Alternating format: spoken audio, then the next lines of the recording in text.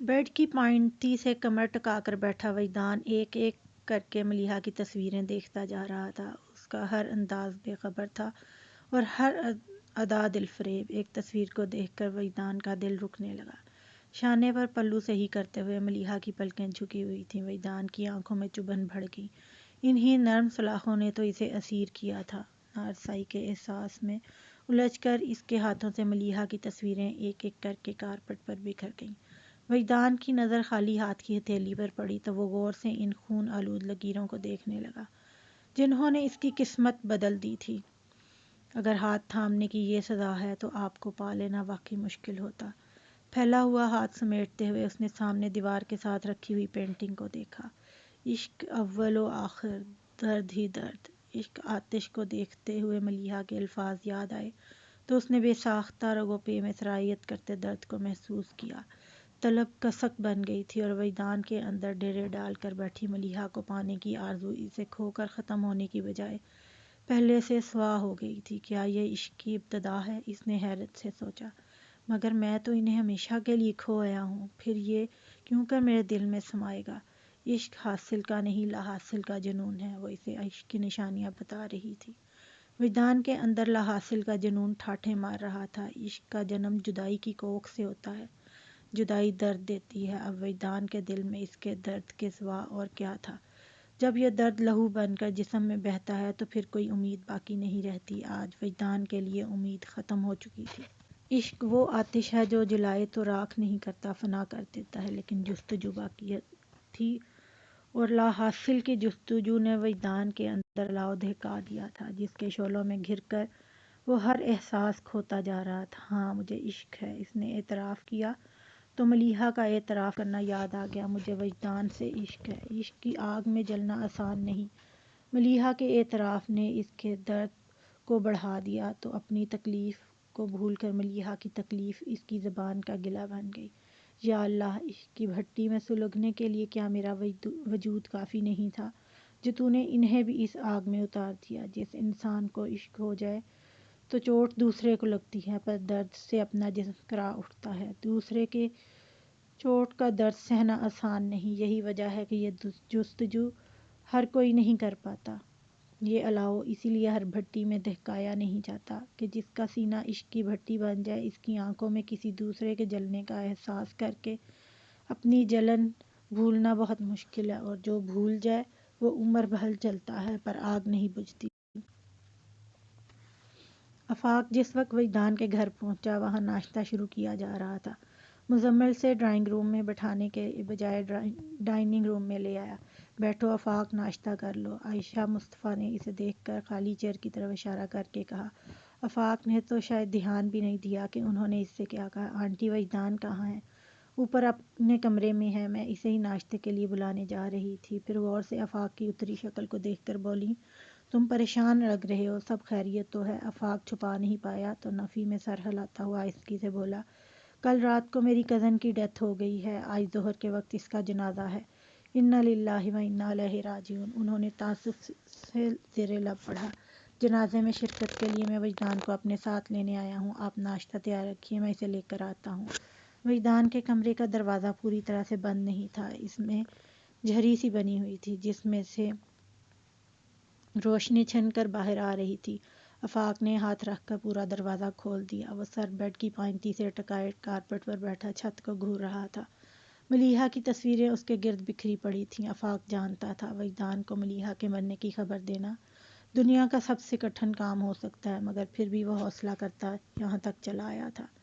مگر وجدان کی حالت دیکھ کر اس کی ہمت جواب دے گئی۔ وجدان! بڑی دقتوں سے اس نے وجدان کا نام لے کر اسے مخاطب کیا تھا جو ابھی تک اس کی موجودگی سے بے نیاز تھا۔ وجدان نے نظروں کا زاویہ بدل کر آفاق کو دیکھا، پھر سیدھا ہوتے ہوئے بے اختیار پوچھنے لگا، ملیحہ کیسی ہے؟ آفاق کے لب بھینچ گئے۔ وہ سمجھ نہیں پایا کہ اس سوال کا کیا جواب دے، پھر اسے یہی بہتر لگا کہ اس کے سوال کو نظر انداز کر کے اٹھ کر تیار ہو جا وجدان، تمہیں میرے ساتھ چلنا ہے۔ کہاں؟ اگر کہیں وجدان نے اپنے سوال کے نظر انداز ہونے کو محسوس بھی کیا تھا تو جتایا نہیں تھا۔ تم چلو تو یہ پھر پتہ چل جائے گا، مجھے ساتھ لے جانا ضروری ہے۔ آفاق سمجھ رہا تھا کہ وہ کمرے سے باہر نہیں جانا چاہتا، اسی لیے ٹال مٹول کر رہا ہے، مگر اس کی حالت ایسی تھی کہ وجدان کا خیال کیے بغیر جھنجھلا گیا۔ ضروری نہ ہوتا تو تمہیں لینے نہیں آتا، اور پلیز اب مزید کوئی سوال مت کرنا، میں بہت پریشان ہوں۔ پھر وجدان نے کوئی سوال نہیں کیا اور اسی طرح چلنے کو تیار ہو گیا۔ آفاق ڈرائیو کرتے ہوئے خود ہی میں اتنی ہمت جمع کرتا رہا جس سے وہ وجدان کو خبر کر سکے، مگر الفاظ ہی نہیں مل رہے تھے جن سے وہ اسے ملیحہ کے مرنے کی خبر سناتا۔ وجدان نے بھی کوئی سوال نہیں کر کے گردن جھکائے اپنی ہاتھوں کو دیکھتا چپ بیٹھا رہا۔ گاڑی رک چکی تھی۔ وجدان نے کار کا رکنا محسوس کر کے باہر دیکھا تو چونک گیا۔ پھر اپنے انداز کی تصدیق کے لیے اس نے بڑے سے لوہے کے سیاہ گیٹ کی بائیں طرف بیلوں سے ڈھکی اس سلور جگمگاتی پلیٹ کو دیکھا جس پر سیاہ روشنائی سے قصر فاروقی کندہ تھا۔ تم مجھے یہاں کیوں لائے ہو؟ اس نے حیرت سے آفاق کو دیکھا، مگر وہ کوئی جواب دیے بغیر دروازہ کھول کر اتر گیا۔ وجدان کو سمجھنے میں دقت ہوئی کہ آفاق کچھ بولنے سے گریز کرنے کے لیے اس سے بہیو کر رہا ہے۔ آفاق نے اتر جانے کے بعد بھی وہ کار میں بیٹھا رہا تو آفاق آگے سے گھوم کر اس کے پاس آ گیا اور اس کے لیے دروازہ کھول دیا۔ وجدان نے دیکھا وہ اس کی طرف دیکھنے سے گریز کر رہا تھا۔ آنکھوں میں الجھن لیے وہ اتر گیا تو آفاق نے دروازہ بند کیا اور اسے اپنے ساتھ آنے کا کہتے ہوئے اس اندر پتھریلی روش پر آگے بڑھ گیا۔ وجدان نے اس کی تقلید میں قصر فاروقی کے اندر قدم رکھا تو اسے ایک اور جھٹکا لگا۔ ایک ہی رات میں قصر فاروقی کا نقشہ بدل گیا تھا۔ رات قصر فاروقی کے در و دیوار سے رنگ و بو کا سیلاب امڑ رہا تھا، لیکن دن کے اجالے وہاں ویرانی ڈیرا ڈالے ہوئے تھی۔ رات جن کی خوشگپیوں اور کے بیچ کان پڑی آواز سنائی نہیں دے رہی تھی، اب وہیں لوگ سایوں کی طرح بے آواز گردش کر رہے تھے، احتیاط سے چل رہے تھے کہ آہٹ بھی سنائی نہیں دے رہی تھی۔ بارونق چہرے بے رونق ہو چکے تھے، آوازیں سرگوشیوں میں ڈھل گئی تھیں۔ تھوڑے تھوڑے وقفے سے قصر فاروقی کے اندر حصے سے سسکیوں کی آواز ابھر جاتی اور لان میں بیٹھے کئی مرد چہرہ چھپا کر اپنی آنکھوں کے گوشوں سے نمی سمیٹنے لگتے۔ تھوڑا آگے جا کر وجدان کی نظر اس گوشے پر پڑی جہاں ٹیبلوں کو ڈھیر کی صورت جمع کر کے ان پر کرسیاں الٹ کر رکھی ہوئی تھیں اور ان کے آگے ہی لان کی گھاس پر دری ڈال کر قلین بچھے تھے جن پر چاندی بچھائے بیٹھے لوگ ہاتھوں میں سپارے لیے قرآن پاک کی تلاوت کر رہے تھے۔ انہی لوگوں کے درمیان وجدان نے بابا جان کو بیٹھے دیکھا تھا۔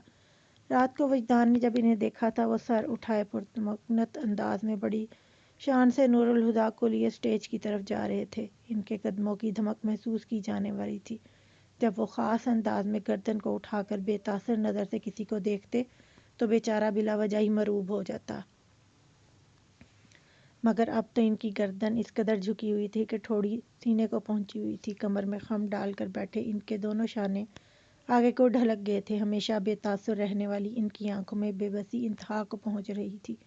وہ رو نہیں رہے تھے، پھر بھی وجدان نے اندازہ لگایا کہ اب تک کی عمر میں بچا کے رکھے سارے آنسو وہ کل رات کو بہا چکے ہیں۔ آخر ایسی کیا واردات ہوئی ہے؟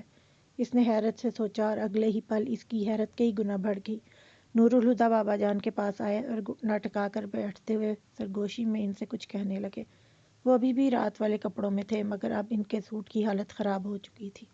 اس ابتری کے باوجود ان کے چہرے پر کوئی تاثر نہ تھا۔ پھر بھی وجدان نے ان کے وجود سے لپٹے کسی دکھ کو محسوس کر لیا تھا اور اس احساس کے ساتھ اس نے حیرت سے سوچا، کل ہی تو ہادی بھائی کو منچاہی ہستی کا ساتھ ملا ہے، کم از کم آج تو انہیں ان حال میں نہیں ہونا چاہیے۔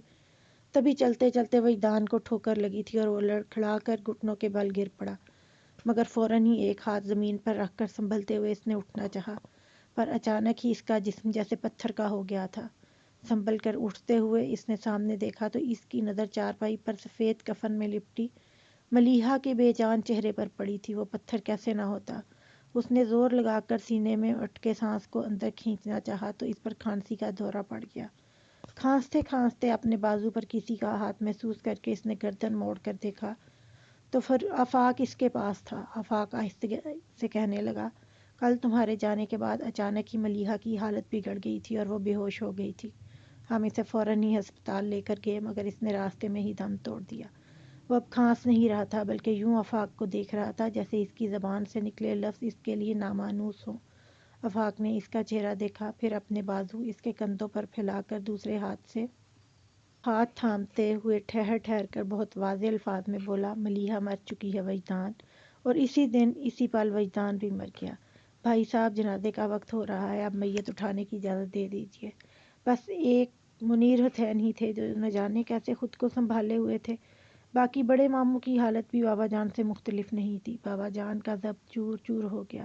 میری بیٹی کو مجھ سے جدا نہ کرو منیر حسین، بیٹی تو کب کی جدا ہو گئی صاحب، اب تو بس خاک کا پتلا بچا ہے جسے خاک میں لٹانا ہے، انہوں نے ایک ٹھنڈی سانس بھر کر کہا۔ عورتیں لاؤنج کے کارپٹ پر چاندنیاں بچھائے سپارے پڑھ رہی تھیں۔ آفاق نے صوفے کے پاس رک کر آہستہ سے سمیرا کو آواز دی، تم سب آ کر آخری بار ملیحہ کا چہرہ دیکھ لو، پھر تھوڑی دیر میں اسے مسجد لے جائیں گے۔ اس کی آنکھیں چھلکنے کو بے تاب ہوئیں، مگر وہ پلکیں جھپک کر آنسوں کا راستہ روکتی سر ہلا کر واپس پلٹ گئی۔ جنازے کو تو اٹھنا ہی تھا، مگر وہ اٹھ رہا ہے یہ سن کر کہرام مچ گیا۔ ملیحہ کو زندگی میں تو سکون نہ ملا، لیکن مر کر اس کے چہرے پر سکون ہی سکون تھا۔ وجدان نے سر اٹھا کر نور الہدیٰ کو دیکھا، جو اچانک ہی بہت بے چین سے ہو گئے تھے۔ اگر وہ اتنے بدقسمت نہ ہوتے تو آج کا دن ان کی زندگی کا سب سے خوبصورت دن ہوتا، مگر میں نے ایک دعا بھی کی تھی کہ میری خوشی کی خاطر اپنا دکھ سہنے کا حوصلہ رکھنے والے کو کبھی دکھ نہ ملے۔ میں اس کا ساتھ چھوڑنے کا حوصلہ کہاں سے لاؤں جو مجھے ساتھ چھوڑ کر جانے کی اجازت دے رہا ہے؟ الفاظ جو ایک پل کے لیے وجدان کی سماعتوں کا پیچھا نہ چھوڑتے تھے اس کے ذہن میں گونج گئے تو یہ اختتام وہ ملیحہ سے گلہ کرنے لگا۔ آپ تو اپنی ہی دعا کا بھرم نہیں رکھ پائیں، ہادی بھائی کا ساتھ کیا نبھاتی؟ اس نے ابھی تک دل میں جھانک کر بھی نہیں دیکھا تھا کہ وہاں کتنی تباہی پھیلی ہے اور آیا کچھ بچا بھی ہے کہ نہیں۔ وہ نور الہدیٰ کو سوچ رہا تھا، کیونکہ ملیحہ نے نور الہدیٰ سے آگے کچھ نہیں سوچا تھا۔ آپ کی یہ ادا بہت ظالم ہے ملیحہ، اس نے کفن کی چادر سے جھانکتے ملیحہ کے چہرے کو دیکھا۔ کل جدائی کا حکم سنایا تھا اور آج ہادی بھائی سے جدا ہو گئیں۔ آپ کو نہ مجھ پر ترس آیا اور نہ ہادی بھائی پر۔ وجدان کی آنکھیں نم ہو گئی تو ملیحہ کا چہرہ اس کی نظروں میں دھندلا گیا، اور اس خیال سے کہ آخری بار اس کی نظریں ملیحہ کو چھو رہی ہیں، اب یہ نظارہ آنکھوں کو پھر نظر نہیں آئے گا۔ کاش وہ کہیں سے آ جائے، ایک بار صحیح، آخری بار صحیح، میں اسے جی بھر کے تو دیکھ لوں۔ اب ایک عمر اس کے بغیر گزارنی ہے، کوئی تو سہارا ہو۔ ملیحہ کو جی بھر کر دیکھنے کی خواہش پر اس کے وجدان سے کہے آخری الفاظ وجدان کو یاد آ کر بے چین کر کے، کیا وہ اس وقت اسی طرح تڑپی ہوں گی جیسے آج میں تڑپ رہا ہوں؟ آج کوئی جا کر اس سے پوچھے، اپنی پوری زندگی میں سے صرف ایک پل مجھے دے گا، ایک پل، صرف ایک پل مجھے دے دے، ایک بار مجھ سے ملنے آ جائے، بس ایک بار، میں اپنی پوری زندگی آپ کو دے دوں گا ملیحہ، اپنی ہر سانس آپ کے نام لکھ دوں گا، بس ایک بار لوٹ آئیں، بس ایک بار۔ اس کے دل میں ہر طرف فریادیں مچل اٹھی، اٹھو اظہر، کیا بیٹی کو کندھا نہیں دو گے؟ ملک ناصر نے یہ کیا کہہ دیا تھا؟ بابا جان تو دیوانوں کی طرح اپنا سر پیٹنے لگے۔